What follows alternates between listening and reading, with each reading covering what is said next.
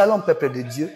J'espère que vous allez bien par la grâce de Dieu. Je suis le berger Tony Kalama, le présentateur du Talk Show, une émission 100% chrétienne qui vous permet de vivre une expérience personnelle avec Dieu et de son approcher.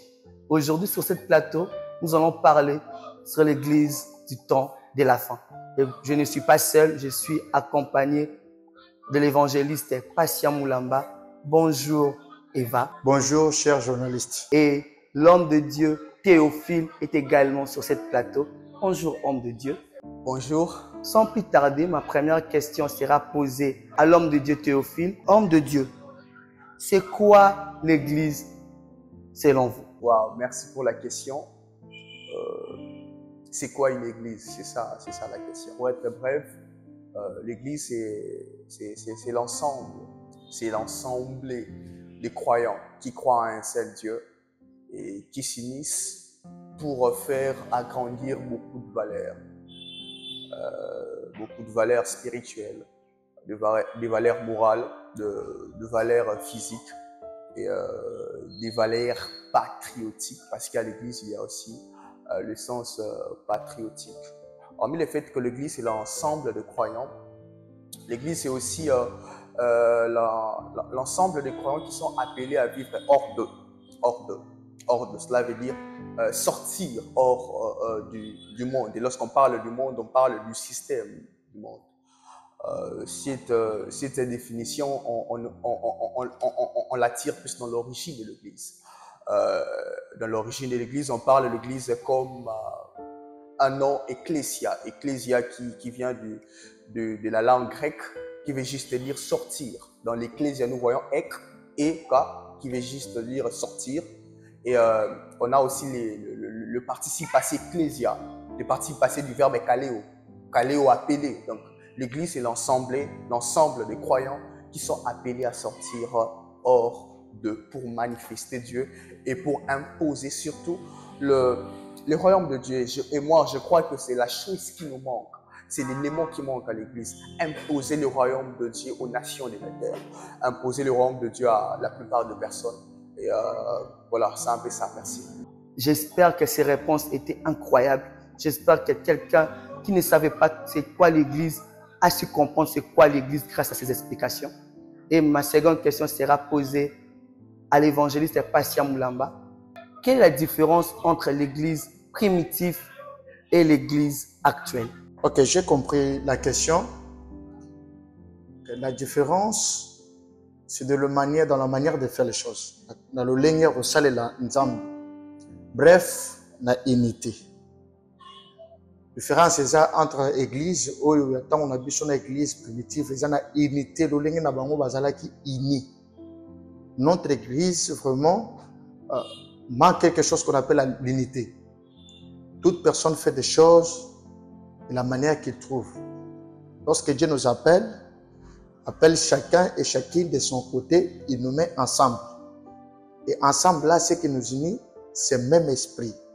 C'est pourquoi vous allez entendre Jésus dire, soyez animés des mêmes sentiments, des mêmes esprits. Ce qui se passe dans l'église d'aujourd'hui, que chacun s'appelle homme de Dieu, mais il a sa vision à part. Il n'y a plus l'unité. Personne ne reconnaît personne. Personne n'est d'accord avec personne. Or, lorsqu'il y a déjà la contradictoire, Oyaya à contredire, Oyaya à contredire, cela veut dire qu'il y a quelqu'un qui nous dit vrai et quelqu'un qui nous dit faux.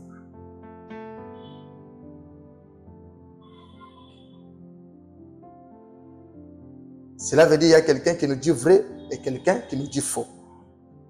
Celui qui nous dit vrai et celui qui nous dit faux, nous devrons maintenant chercher à savoir. C'est par là que Jésus nous a dit, vous allez connaître dans les manières de faire, dans leurs actes, dans leur manière de faire l'œuvre de Dieu. Chers journalistes, laissez-moi vous dire que l'église primitive, c'est l'église où il y avait l'amour en eux, la crainte de l'éternel, la manière de faire, la manière de voir. C'est ce qui a poussé même le païen de les appeler les chrétiens. Aujourd'hui, on s'appelle chrétien, mais en fait, on ne l'est pas. Ce qui fait de nous l'église n'est plus ce qui nous fait, qui nous unit d'appeler. D'abord, l'église même, c'est quoi? L'église, vous allez bien comprendre que c'est un corps de Christ. Le corps de Christ a une pour tête Jésus. Ce qui veut dire le corps ne peut faire jamais ce que la tête n'a pas pensé. Le corps ne peut faire jamais ce que la tête n'a pas fait. Le corps ne peut se lever sans la tête. Marcher sans la tête, ça ne peut pas se faire. Aujourd'hui, nous avons des églises qui n'ont pas Jésus, qui ne marchent pas sans Jésus, qui ne fonctionnent pas sans Jésus.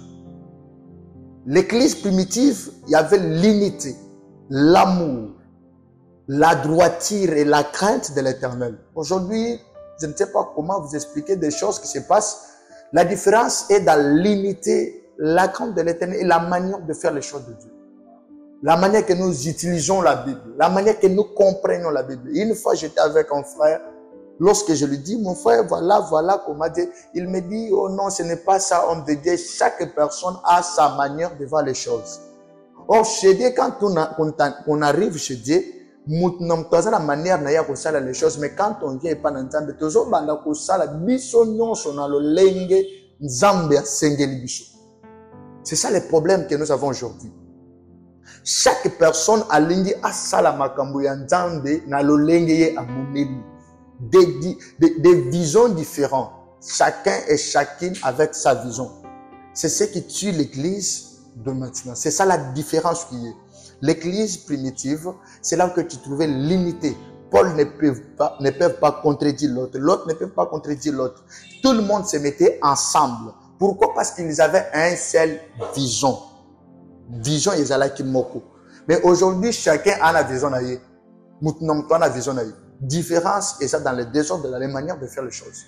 Il n'y a pas l'unité. Beaucoup d'églises, wana kuna bayoka na kana wo ceux qui basali campagne babenga na kantra bango. Beaucoup tu wana kuna na okuna, beaucoup d'églises ya balubeza, ya bayakeza, ya bamongweza. L'église est divisée. Chacun dans sa vision. Celle qui croit que femme peut prêcher, celle-là qui ne croit pas que femme ne peut pas prêcher, celle qui croit dans la prophétie, celle-là qui ne croit pas, celle qui croit dans le... Tout ça fait la différence. C'est ce qui n'était pas dans l'église primitive. J'espère encore une fois que les réponses étaient vraiment très pertinentes et qu'une personne qui ne savait pas comment est-ce que l'église primitive était a su comprendre. Et ma troisième question, je le poserai encore une fois de plus à l'homme de Dieu, Théophile.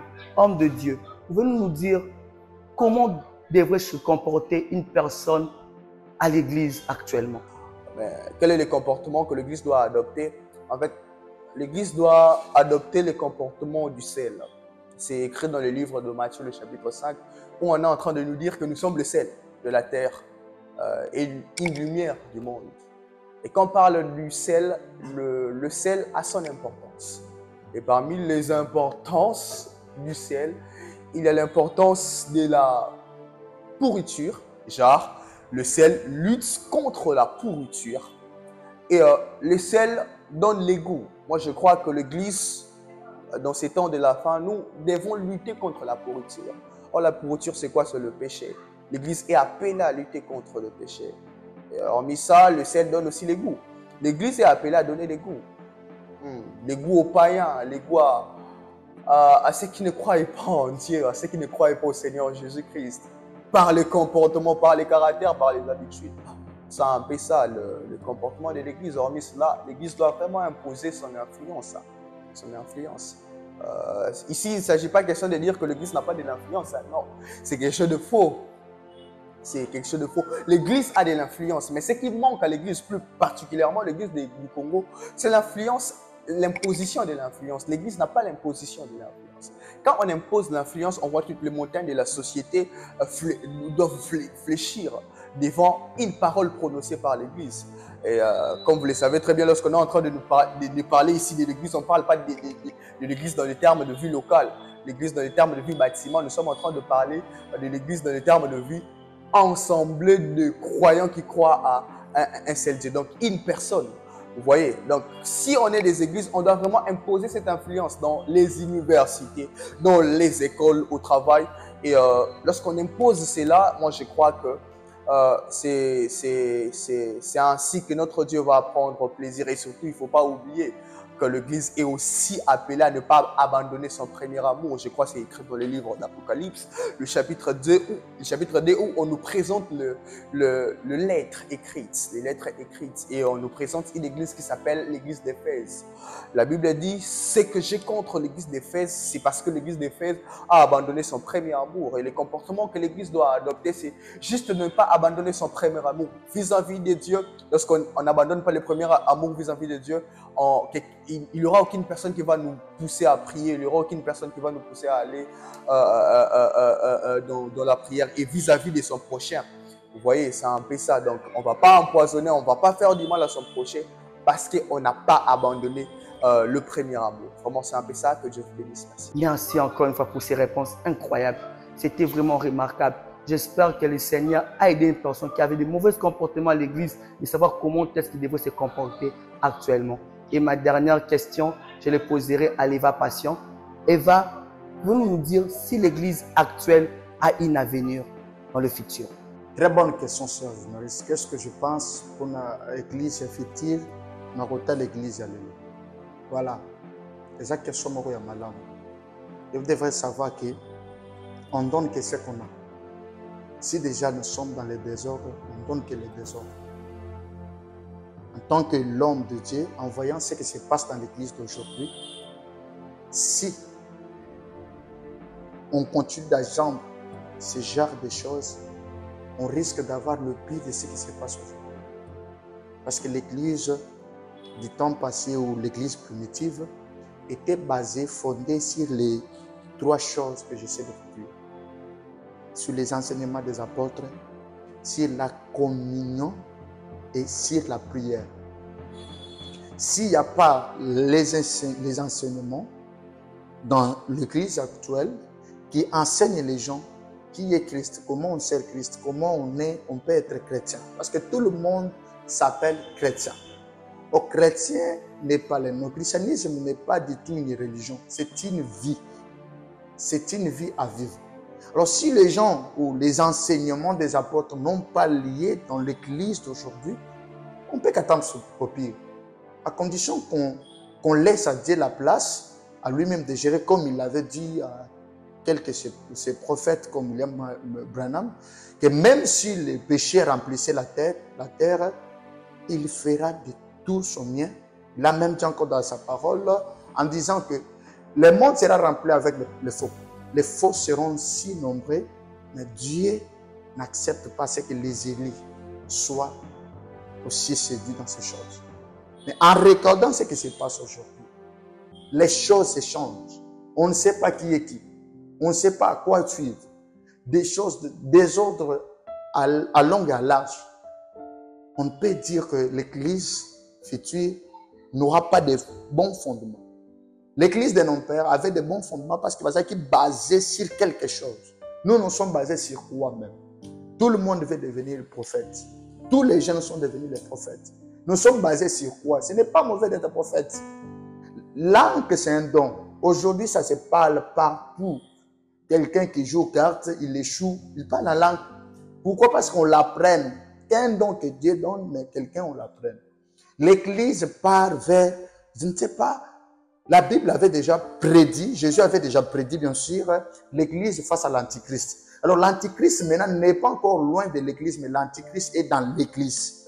En voyant ce qui se passe aujourd'hui, on voit que l'antichrist va encore fonder beaucoup plus si les enseignements n'ont pas sa place. Si les enseignements n'ont pas pris leur place au fond de l'église, si Christ n'est pas revenu au centre de l'église, on ne peut que dire que l'église future ne sera pas, ça sera plus pire que ce que nous voyons aujourd'hui. Parce qu'aujourd'hui, on voit la démonstration au lieu de prêcher le Jésus. On voit la démonstration des qualités des prophètes, des voyants, de tout consort, toutes ces choses-là qui nous perturbent, qui ne nous amènent pas tout droit vers le but. Parce qu'on n'est pas chrétien pour la prophétie, pour tout consort. On est chrétien pour la parole de Dieu. La parole de Dieu, c'est quoi même? La parole de Dieu, c'est ce que même qu'on appelle l'église. L'église, c'est la parole révélée. L'église, c'est la parole révélée. Donc, la parole révélée, c'est ce que vous appelez Rhéma. Rhéma, c'est quoi? Rhéma, c'est une lumière surnaturelle qui éclaire l'écriture. C'est pourquoi j'ai toujours dit les gens, que la révélation dans l'église doivent être l'ombre de l'écriture. Aujourd'hui, les choses se mélangent. On ne sait pas quoi suivre. À cause de ces choses, nos pères ne nous ont pas donné une bonne génération. Et comment nous, on peut encore donner une bonne génération? Si l'église ne pense pas remettre Christ au centre, la vision de l'église même, c'est quoi? Pourquoi nous sommes les chrétiens? Ce sont des choses qui doivent être. Pourquoi on est chrétien? Pourquoi on a cru en Jésus? Si je commence à demander aujourd'hui, chacune me donnera raison différente. J'ai cru parce que j'étais malade. J'ai cru parce que on ne vient pas à Christ parce qu'on était malade ou parce qu'on est pauvre. On vient à Christ pour être sauvé. Être sauvé de sa vie du péché. Dieu n'a pas donné son Fils unique afin qu'il souffre. Qu'il souffre juste pour nous donner des richesses. Jésus n'était pas venu mourir afin qu'on puisse acheter des véhicules, aller en Europe, qu'on nous enseigne comment devenir dans l'église. Non, Jésus a donné sa vie pour sauver nos vies. Alors, si l'église n'est pas enseignée sur ça, on aura le pire que ce que nous voyons aujourd'hui dans l'église future. Si l'église n'est pas enseignée de ça, l'église doit être enseignée sur base de pourquoi nous sommes les chrétiens. Pourquoi? J'espère que cette vidéo vous a béni. N'oubliez pas de liker, partager et surtout de vous abonner. Je vous remercie et je vous dis à la prochaine. Ciao!